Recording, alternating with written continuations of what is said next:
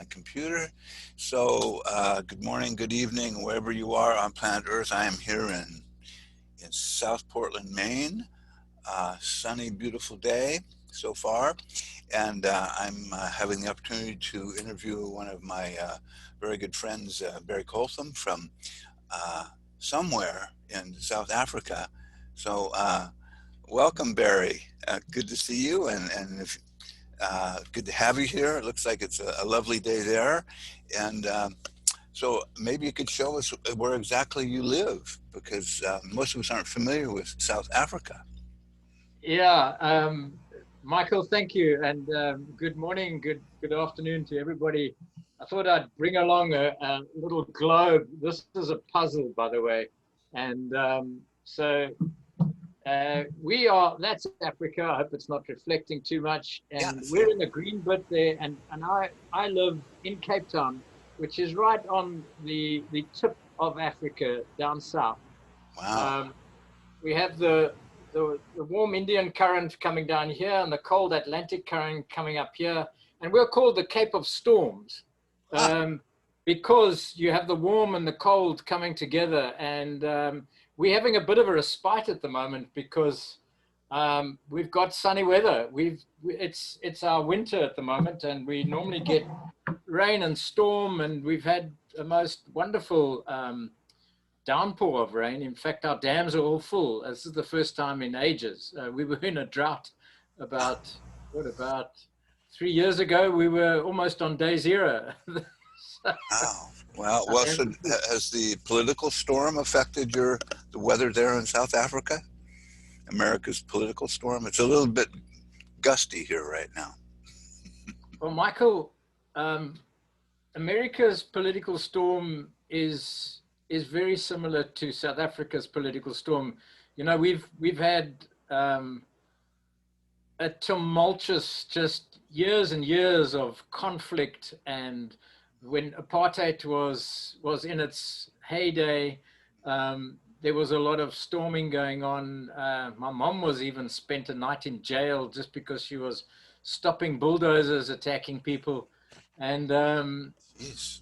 we've now got we're into about our 24th or 25th year of the ANC in government, and our storms continue. So, you know, I know you've got the Trumpian type storms, and some real vicious attacks occurring in America.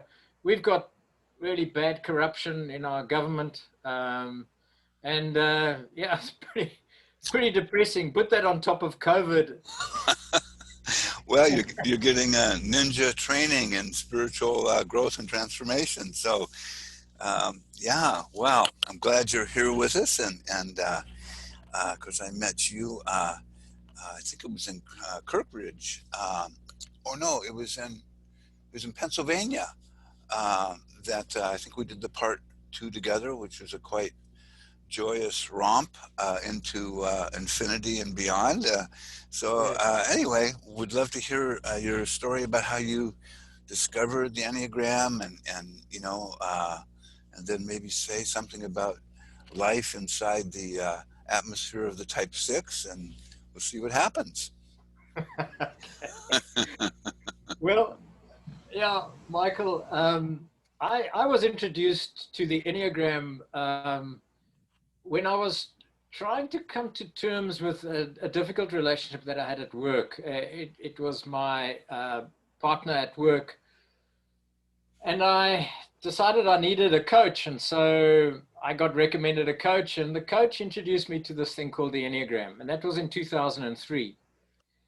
And what we did was we did our best typing that we could on myself and on my partner. And I, at that stage, kind of had settled that I was an Enneagram type one. And I'd spent most of my life in the quality process engineering world. So I was always telling people what to do and which processes to follow. And it felt naturally, I definitely am a compliant type. And I will comply by the rules, and I will comply to the boss or whoever it is, and the rules of the land, and It goes on and on. The rules of the house, the rules of the church, whatever the rules are, I'll try comply. And well, I continued to work. I've only, in fact, recently retired in February. I was going to go walking in Spain for 3 months, and then the world said, no, we're shutting everything down. Yeah, you'll be walking at home. But then, so I spent a part of my time really exploring the Enneagram Type 1, and with a 9 wing, I thought, and then we started working quite closely with Don. And you remember after our master classes and all of that, we did work with the 9 domains. Yeah. And then with Don and Russ, and Don pulled me aside one day and he said, Barry, if we're going to be working together, I got to level with you. And I don't normally do this. Yes, Don. But he says, I would like you to consider a type 6. So this was the last day. We'd spent 6 days of working on the 9 domains for teams and the Enneagram basically in the team world. So on the plane home, I started writing this story, and then I sent it off to Don and Kate and Russ. And Don wrote back so beautifully, and he said, Barry, have a look at your argument. It is so beautifully argued from both positions. You have so clearly argued this point, but you've argued it from the point of view of the 6. And sure, you're compliant because the 1s and 6s are compliant types.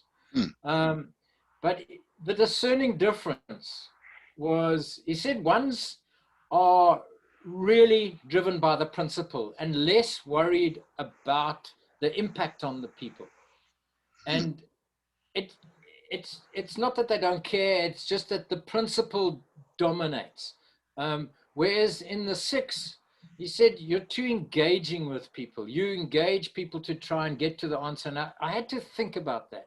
And then I realized it was the engagement with people. I've always regarded people as being important. So I ended up being managing director of our company. That I was the operations guy.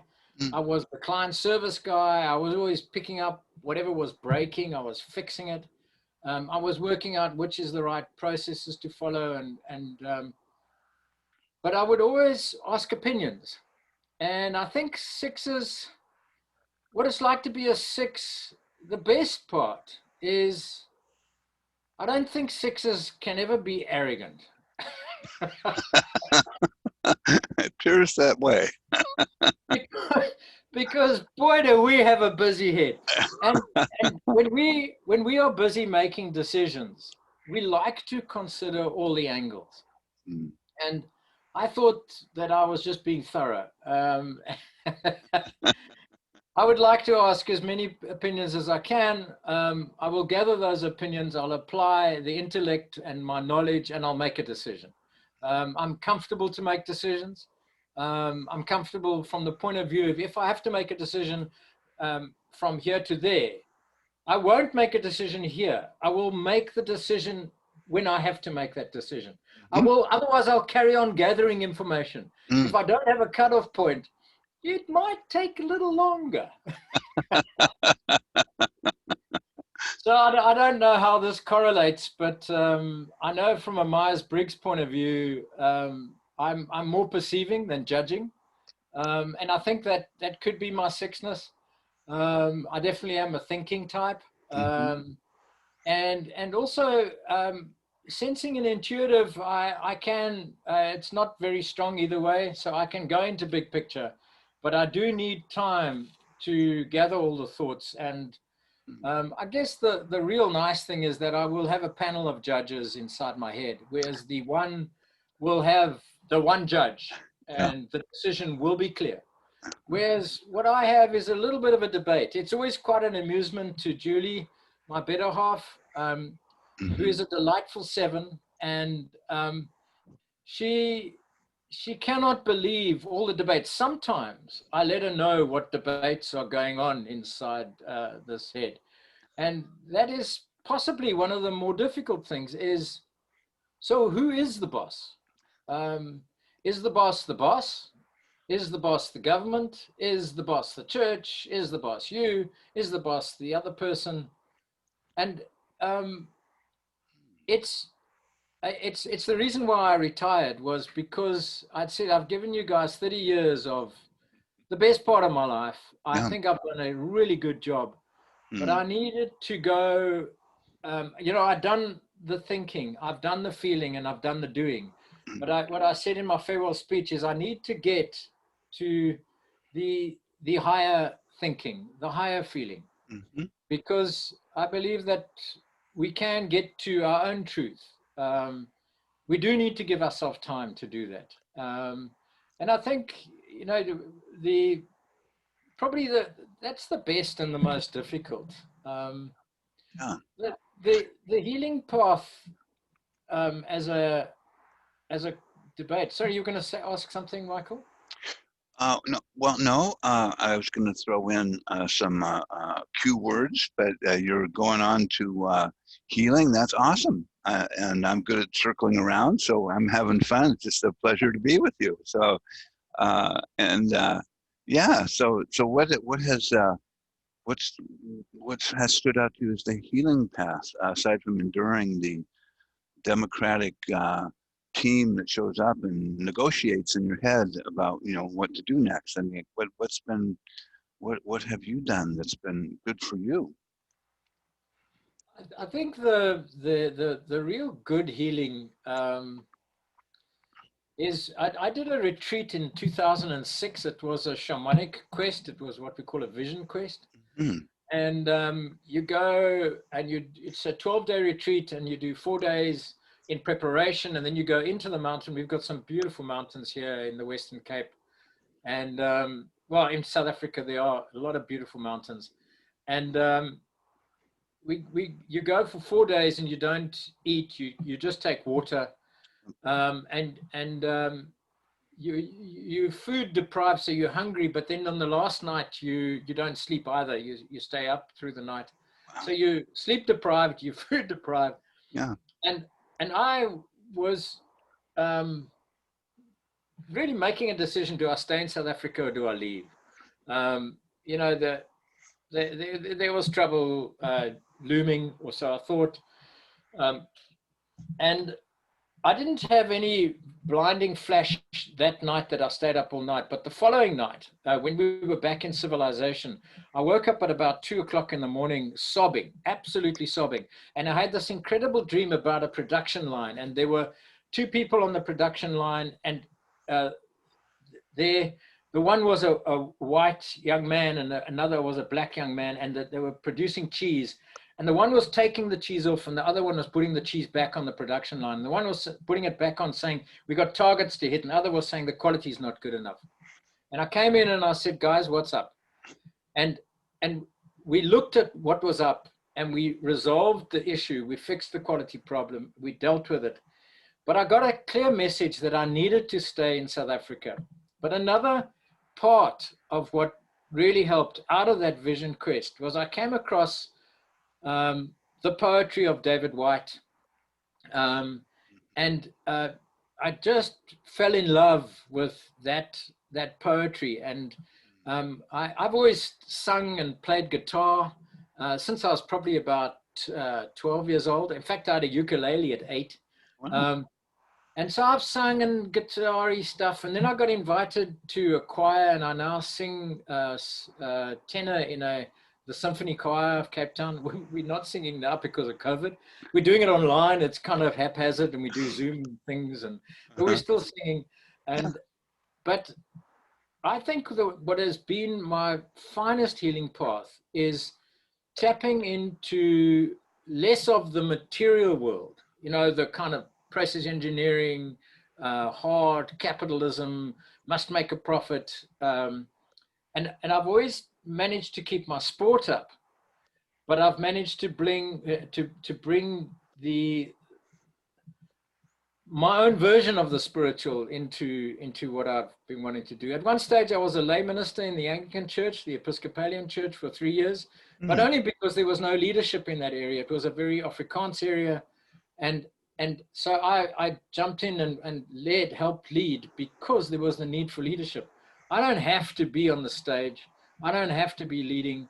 But what's really helped is realizing that the debate does not have to be intensely about what is happening around us. It can also be as much about what's happening inside us. Mm. Um, and so I've walked twice in Spain. I love the concept of the Camino. I love it because it's safe, but also you can spend time alone. It's been, those aspects have been tremendously healing. I think you and I met in Holland after Yeah. uh, I'd Yeah. walked about 6,500 Ks when you gave that talk in Amsterdam. Yeah. Yeah. Yeah. Yeah. And it was absolutely enlightening. Yeah. So now we're about to, in fact, in 2 weeks' time, they're opening up what they call part of the Tankwa Camino. It's a reserve area. And Julie and I will be walking about 120 kilometers in 6 days, 20 Ks a day. So it's in the bush, and the flowers should be beautiful because it's spring now. And yeah. Well, so I'm curious about, often one of the things that when we talk about the six, we say that they sometimes are a little more challenged than other types in terms of quiet mind and developing quiet mind. And of course, all the types struggle with that, but the sixes, are often given that story that quiet mind's difficult because there's so much chatter. And so how have you experienced that? I mean, do you have moments when you experience quiet mind? Is that something that your practices have helped you with? Yeah, Michael, great question. In one of the things that helped me while I was still heavily working is I'm not a great runner. I broke my leg in 1975 motorbike accident, and so I'm not a great runner. I can do 5 Ks, maybe 8 Ks, but then I don't really enjoy it anymore. And so I do canoeing, and what was helping me then was I would get onto the water and I'd be furious, and I'd be having this debate going on, but I'd get onto the water and I would start to paddle. And you don't always paddle with people around you. And I preferred to just paddle on my own.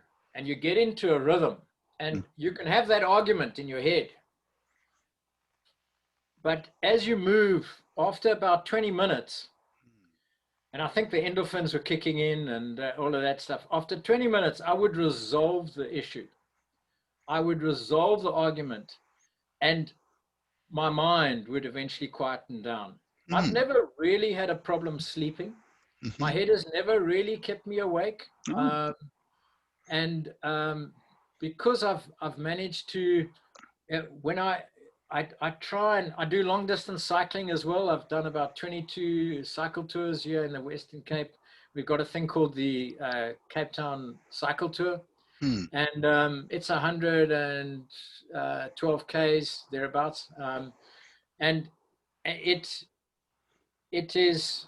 I love getting into the rhythm of the body to quieten the mind. I do also find that learning music. I'm learning Total Eclipse at the moment. I've got singing one-on-one singing lessons, and then I use the music when I get into a rhythm like paddling. I will sing Total Eclipse, but I will start that, and the music and the rhythm is something that has been very helpful for me. I do like David White's got a Sunday evening session that he's been doing ever since the COVID lockdown. And I've subscribed to that. And on a Sunday evening, he talks for an hour. And it's really useful to listen to the importance of words. You know, like he's got a little book. I just brought it in, but it's a book called Consolations, Mm, and he he's got a thing here on courage. And he really? just Hmm. this is and the courage for the six. I just found it such a beautiful. Courage is the measure of our heartfelt participation with life, with another, with a community, a work, a future. To be courageous is not necessarily to go anywhere or do anything except to make conscious those things we already feel deeply and then to live through the unending vulnerabilities of those consequences. Mm, And you know, it just, but he writes listen. a little essay, like a 3 or 4 page essay Yeah. on it. But just to take a word like courage Mm, and and then to say, okay, if courage is such a good word for the six, what is that? And what does it mean to embrace it? yeah, I like that. And, you You know, know, and it's so interesting. I don't know if I've ever shared with you, but um, I've had 3 near drowning incidents in my life. One was when I was 2 years old. I can't really remember it, but my mother saw me fall into a swimming pool somewhere, and I was upside down. By the time she had got to me, I was completely blue. oh, I was in one of those Bentley belt things, and so I was upside down, and I'd sucked in water, and I was completely blue. And she held me up, screaming, blah, blah, blah, and eventually the water came out, they and don't I teach lived. CPR like that anymore. Right. And then That- at about the age of 12, um, I was stuck in a yacht, and the yacht turned upside down, and the dagger board came up, and it trapped my neck into underneath in this boat, and it filled up with water.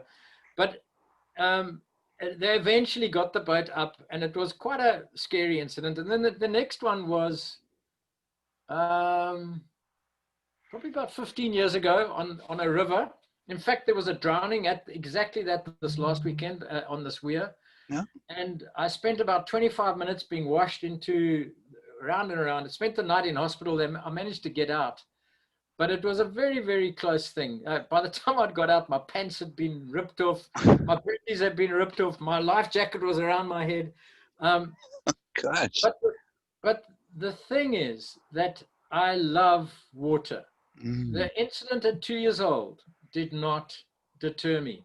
The incident at 12 didn't deter. The incident at whatever I was, 12, 15 odd years ago, um, that, yeah, I would have been 50. Um, that didn't deter me. There's an interesting, and I don't know if it is, you know, the phobic, counterphobic thing that we could have as a six. hmm. Is that we have this dilemma: are we phobic about this thing, or are we counterphobic? Are we going to just challenge it head on? Yeah, Uh, yeah, and I yeah, think the sixes can do both of those. yeah. When we've had enough debates in our heads, um, we'll probably take on things with a great deal of courage, and hopefully not foolish bravado. Um, Yeah. Well, so you've used 3 of your 9 lives, so you know you'll probably live to be 190. And then how did he die? He was in the bathtub. He drowned. He just didn't have the strength to pull himself up. But, well, so that's an interesting uh, thing. When we talk about the six, you know, sometimes the essential quality, that mysterious thing called the essential quality, that sometimes courage is one of the words used. And I've noticed with sixes that sometimes when there's an emergency and they're needed, they just dive right into the middle of it. And they're like, you know, the house is on fire and they run in and they pull the person out. And then when they get out, they shake all over the place like, oh my God, I can't believe I did that. And I've heard so many sixes tell a story like that. When I'm really faced with something, the committee cannot come up and negotiate, and I just act with a kind of fierce courage. So I thought that was really kind of interesting in terms of the six, and yeah, that kind of, and I think the other thing, you know, as you're talking, it sounds like being in the body is really helpful, whether it's, you know, singing and engaging your voice and all of that in your heart, or but moving, that sort of that rhythmic thing.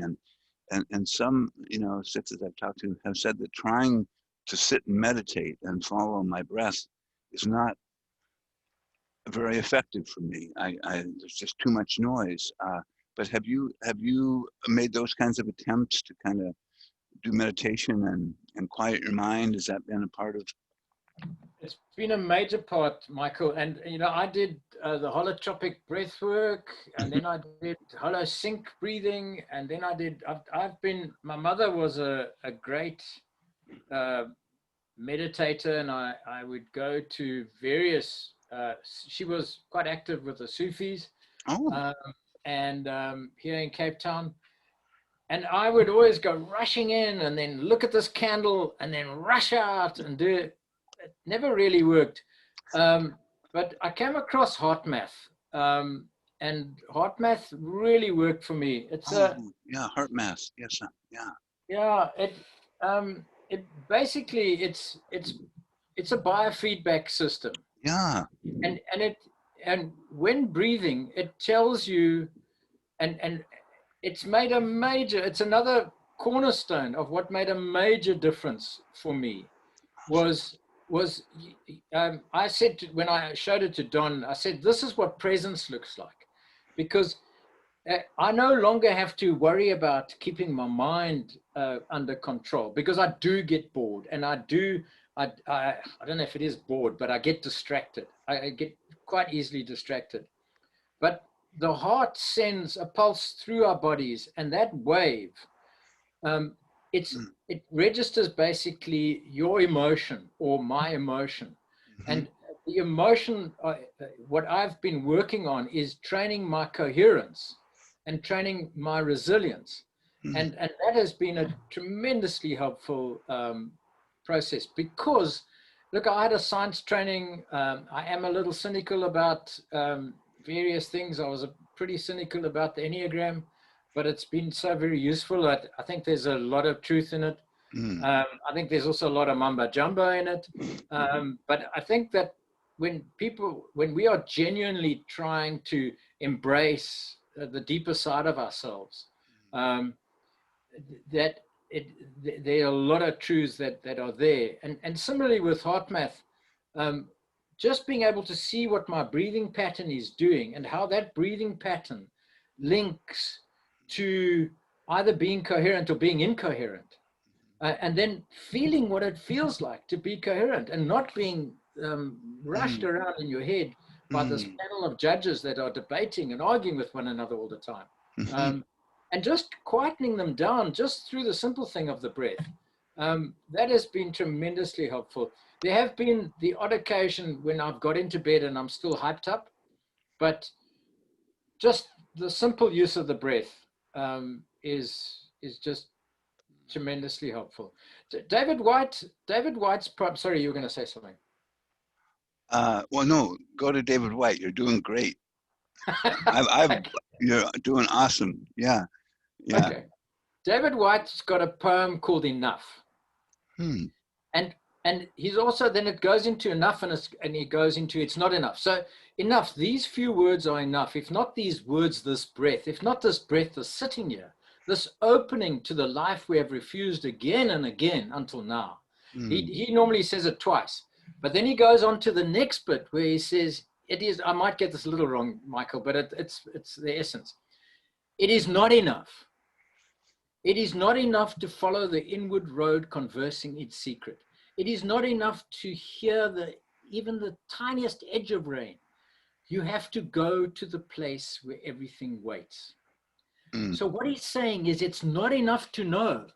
He's saying you have to go to the place where everything waits. So we can mentally know what we should be doing, but we have to do it. We have to practice it. We have to breathe it. We have to go to the place. And that, to me, is such a helpful thing. So I can be quite intellectual and love to have intellectual debates, but that's not enough. It's not enough to know. You have to go to the place. And there, I think his last line is, there when you finally rest. Even one word will do. One word or the palm of your hand turning outward in the gesture of gift. Enough.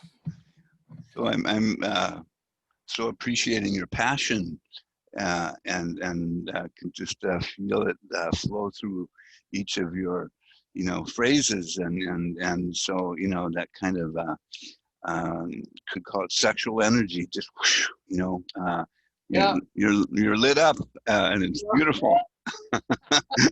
I Well, love. I think my stack is sexual high. Um, and I know social is low and self-praise is in the middle. Mhm. So Yeah. yeah, I can entertain myself lots and lots. But once my passion gets going, then I'll never shut up. But Yeah. okay, Well, it's I'll back awesome. it up.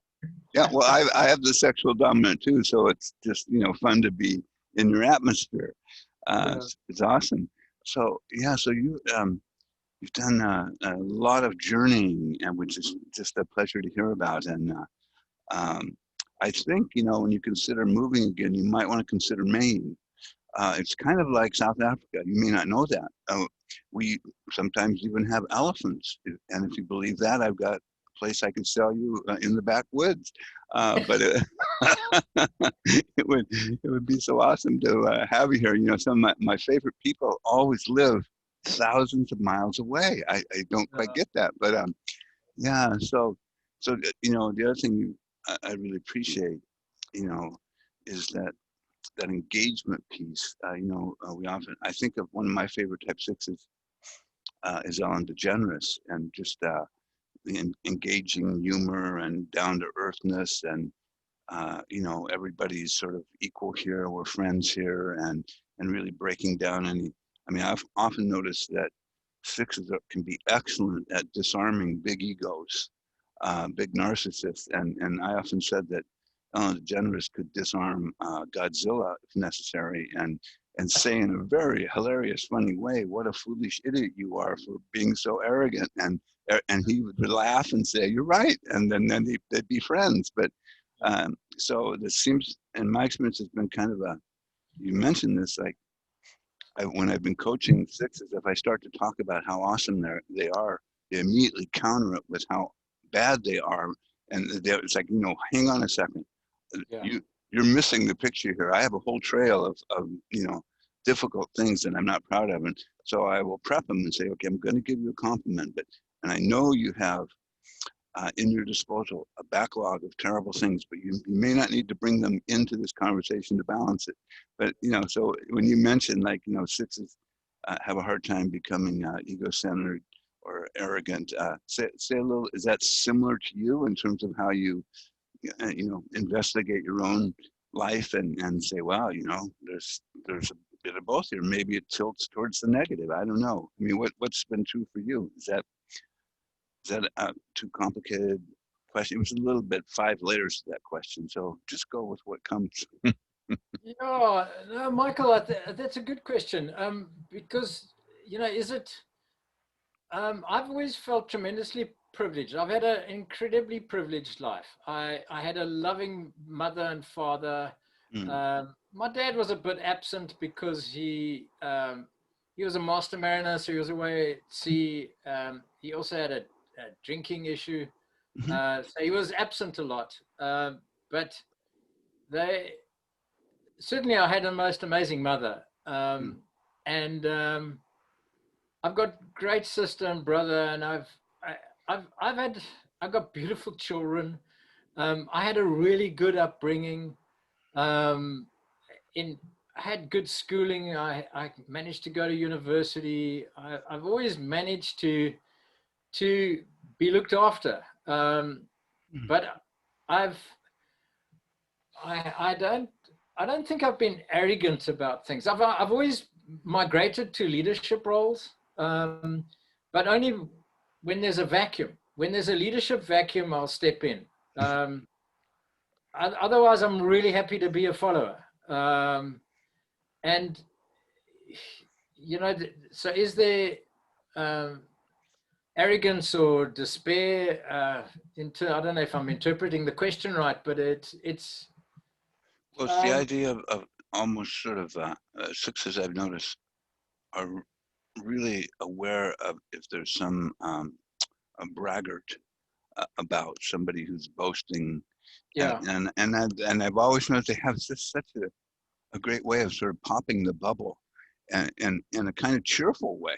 that, except my father was a six, so I can remember one time, he belonged to a country club, and the president of the country club was at this big dinner, and he was going on about how awesome he was. And my father stood up from the table, marched right up to the podium, and said, "You are the biggest, arrogant, most narcissistic person I know," and then walked out of. My mother's going, "Oh my God, get Fred blew up again." So he would have really strong anti-narcissist responses, but others can do it gently, like Ellen DeGeneres. So I just, I guess the question is, what has been your sensitivity to those folks who get caught up in the delusion of their self-importance? Is that something that you've had a reaction to? Yeah, I've got myself into trouble every now and again. I have been a bit outspoken when they start pushing, especially when they're lying. And I got to be careful how I say this. Assertive types will assert and then believe the assertion when the assertion has got no foundation. Yeah. They've been known to do that. Yes. When I know that the foundation is very, very weak, and in fact, I'm the foundation, or it's being built on something that I'm building, and then you get this assertion of nonsense that comes out. I find that very disturbing, and I have blown up. I try not to. I prefer blowing up one-to-one, but I have blown up sometimes, especially if I'm feeling like I'm being trapped or be put into a corner. Yeah. And it gets a little ugly. I sometimes have had to, in the past, go and apologize, but not a lot, because I usually justify the outburst. Like I think your dad would have done. He would have justified his outburst and would have said, "No, I'm not going to apologize to the man. What I said was true." Because your father would have come from a point of view of a great big debate going on. He would have seen both sides of the coin, both the good and the bad of that person. But that person was sitting up there and believing their own story. I find that quite irritating. And I think it's one of the reasons I got out of corporate world, so I no longer had to witness the the family shows. I won't swear. Wouldn't witness the assertion that wasn't based on truth. Yes. Yeah. Well, that's interesting, because I think that I've noticed that that's it's like, the sixes I've worked with, it's like when that happens, where there's a bold-faced misrepresentation of truth. One of my dear colleagues, Linda Roberts, she would be just like become a warrior and just go right up to it and go, "This is bullshit," right? And Linda, if you're listening, I appreciate the time she did that, and I thought, wow, that is awesome. But she would become like a dragon around the truth, but it was always in service of creating more unity within an organization. And when that was started to get messed with, it's like, that would really trigger. So it was always funny, because sixes are supposed to be fear types, but sometimes they are the fiercest, right in your face, warriors about truth. Even what I love about them is they're like more excitable than the type ones. The type ones, it's just like, this is what it is, but the sixes bring like some juice to it. So yeah, I think, and I think that was the reason why I started with the Enneagram, was to try and work out relationship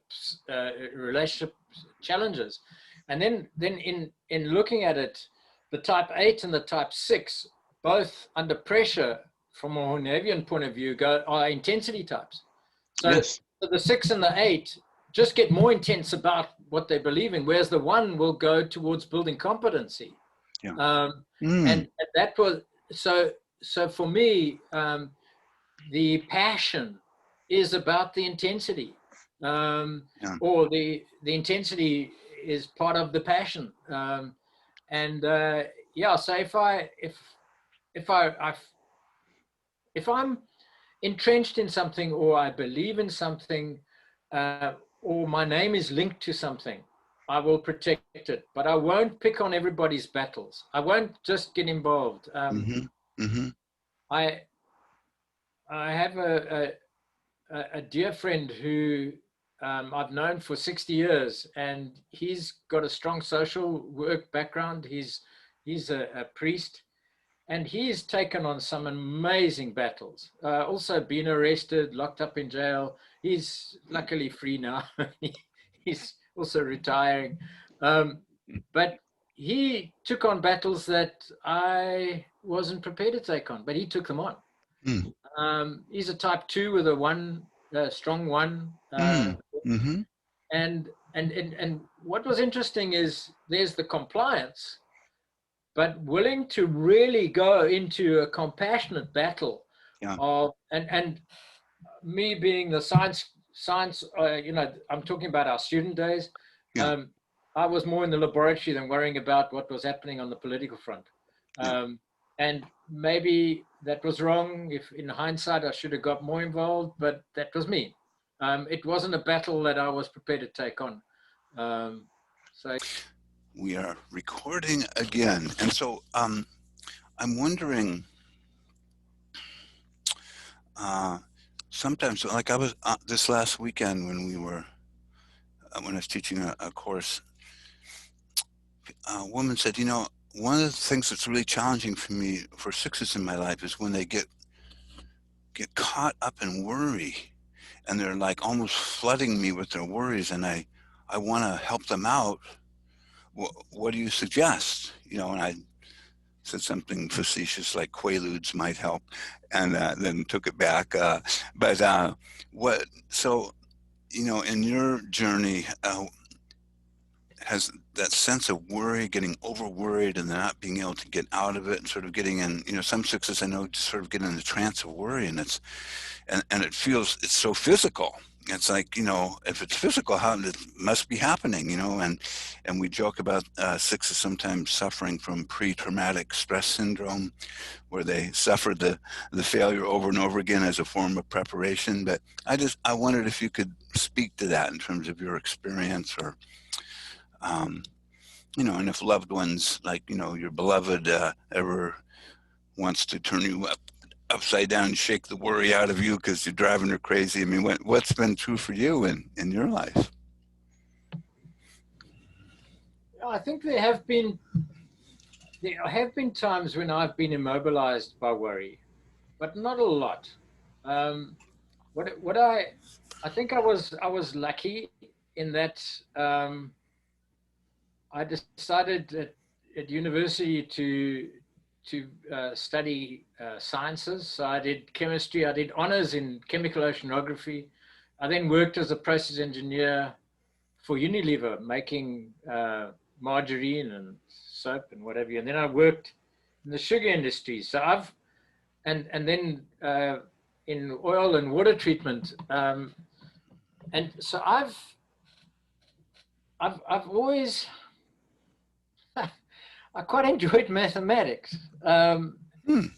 There's a fascinating book, I think it's called Infinite Powers, that I'm reading at the moment. Steven Strogatz. He's a mathematical lecturer in America somewhere. He's talking about the history of calculus. And what I've always done when it comes to worry is try and be formulaic. And in maths, what do they teach you? They say, let the unknown equal X. And it's so now you don't know this bloody thing, and it can immobilize you. Especially if you've got to make a decision very, very quickly. And it's got quite a big impact. We had 420 odd people in our company when I retired.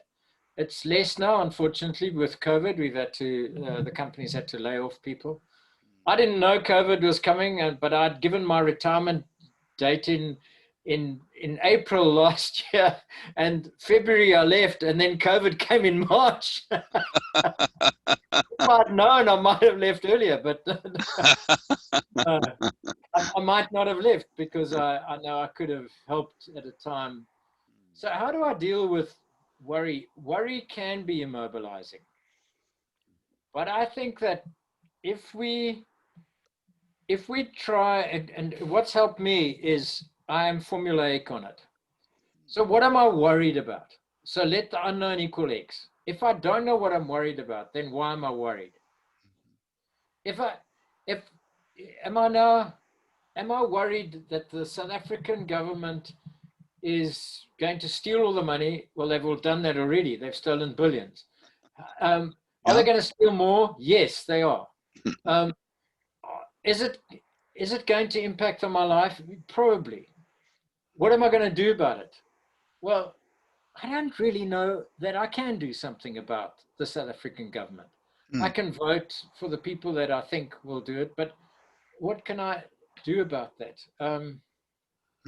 If I can do something about it, then I will do something about it. And then I will move once I know what the worry is. So if I've defined it, yes, I will then try and get two answers from it. Yeah.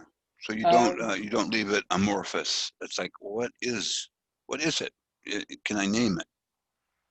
I like to try and name it, Michael, and I don't always get it 100% right. You know, in canoeing, we spend a lot of time canoeing on flat water because we don't really have huge flowing rivers. But in wintertime, we do have flowing rivers. And the thing that you do when you are approaching a rapid is, number one, you know you're approaching a rapid. How do you know you're approaching a rapid? Because you can hear it.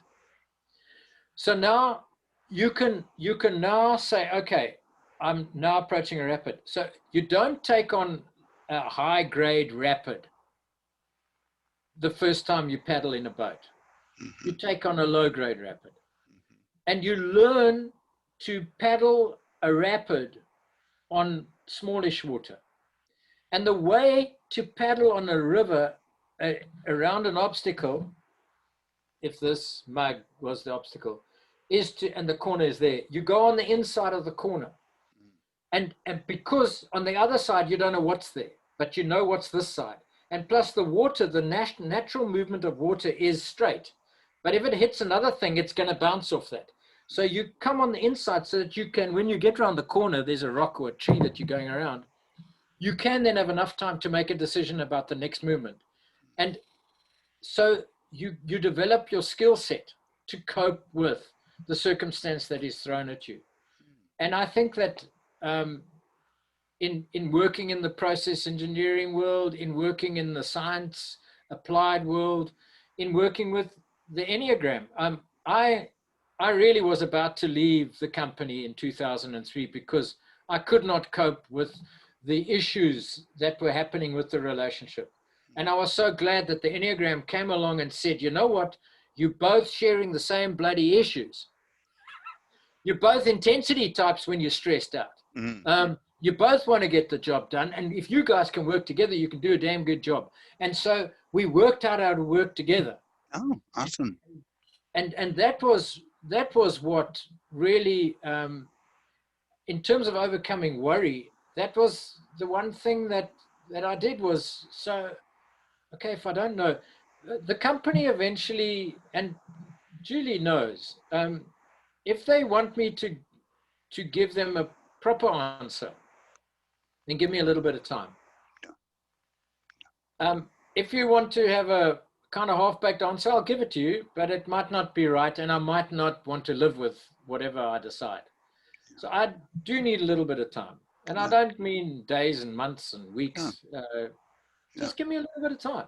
Let me think about it. Let me get this panel of judges to sit and debate for a little bit. And that way I deal with the potential worries that could come.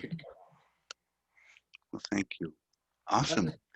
Beautiful. Beautiful. Well, look, just sending you lots of love and gratitude, and just so appreciative of your, beautiful spirit, and just great to have other men in my life who are just doing this beautiful work on so many different levels. And I want to have another conversation with you, but I need to stop for now. I'm just sending you, big hug, lots of love, and Thank you. I'll let you know when it's on the YouTube channel, and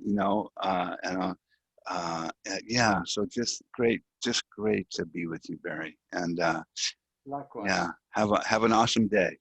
Yeah. Thank you, Okay. Michael. All right. Bye bye. Good luck with the 5G. I'll communicate from the other side.